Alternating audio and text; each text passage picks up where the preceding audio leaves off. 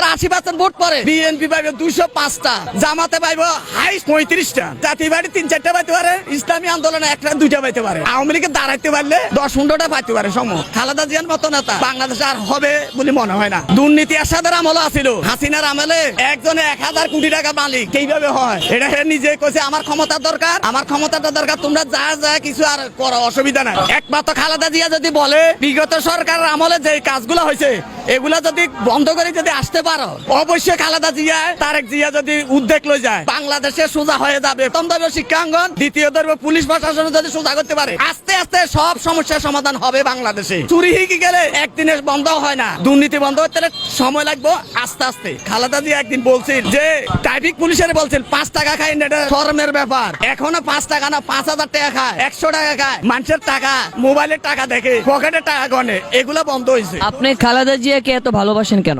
আদর্শ অন্যান্য দলের নেতার আদর্শ এক না।